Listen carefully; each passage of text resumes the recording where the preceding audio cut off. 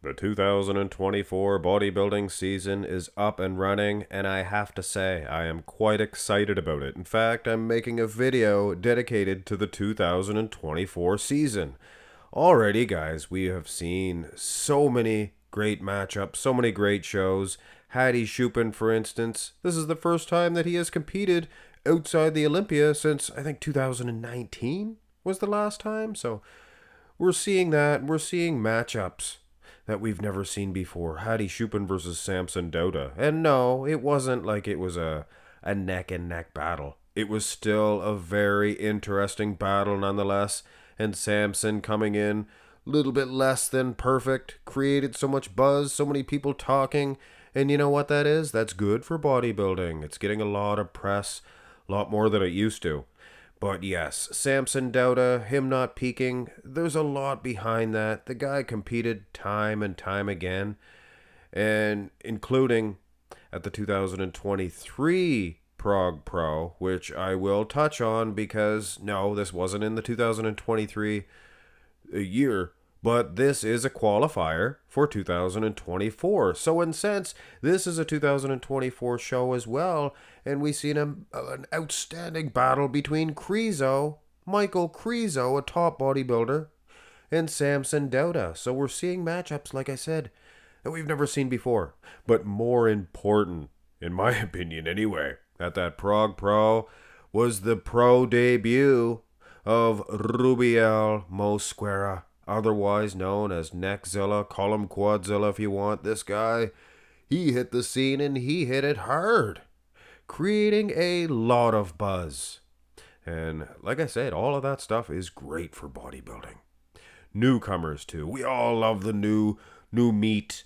And Horse MD, he did not disappoint, I don't think. Well, maybe at the Arnold Classic.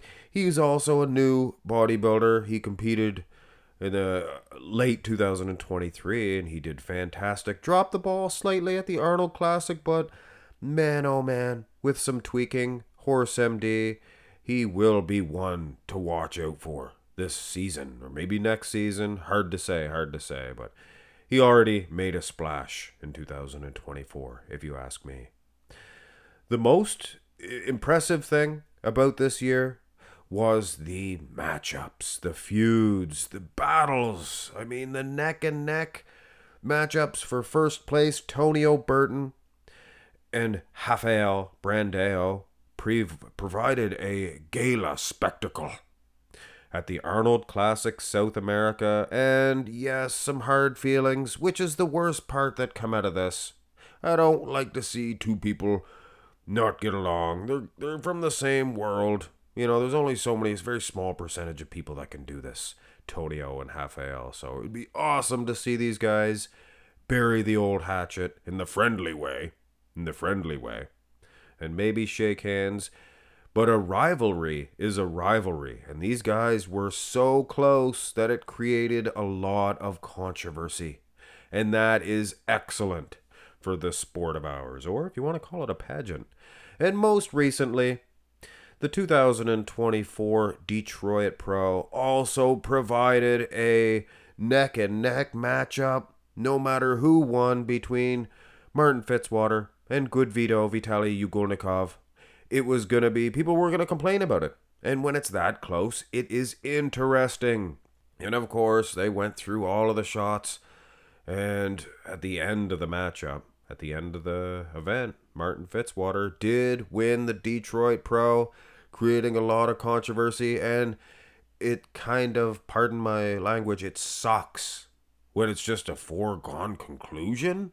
You know somebody's going to march in and take the title.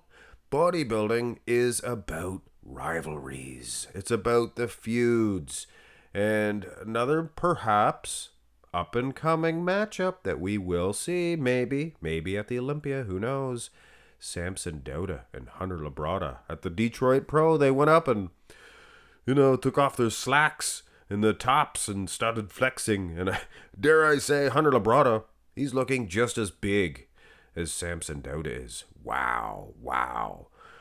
Could be two top 3, top 6 guys at the Olympia. Who knows? Oh, top 3, Samson already, but you never know with this upcoming year. And a little cherry on top of this year, 2024, just getting revved up. We have yet to see Nick Walker compete. Didn't compete all 2023, went into the Olympia, or 2022, what have you. And this year, we're going to get to see him compete at the New York Pro. Is he going to strut in and foregone conclusion, things of that nature? Well, I don't know, guys. I see Quentin Uriah absolutely taking Nick in certain shots. It will definitely just have to do with the back shots, things of that nature. And obviously, Tonio Burton's competing at that New York Pro, but matchups everywhere. And with Derek Lunsford as the Mr. Olympia champion, he's not exactly Ronnie Coleman. Not to say he's a weak champion, not to disrespect this man, but let's face it, one-timers, they don't exactly have a secure handle on that championship. Look what happened to Hattie. Look what happened to Ramrod. He won a couple, but you know what I'm saying. With Derek Lunsford as champion, anything can happen. Anything can happen. I mean, there's a lot of other things too I didn't even mention. I mean, the prize money, for instance, at that Detroit Pro, $25,000.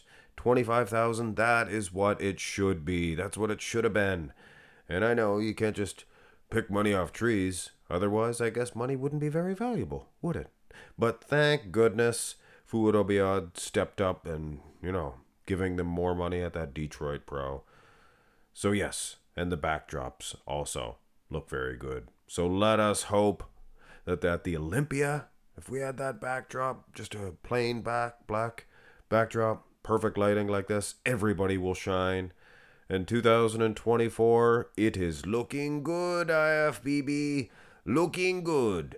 Hit thumbs up, subscribe. Have a nice one, guys.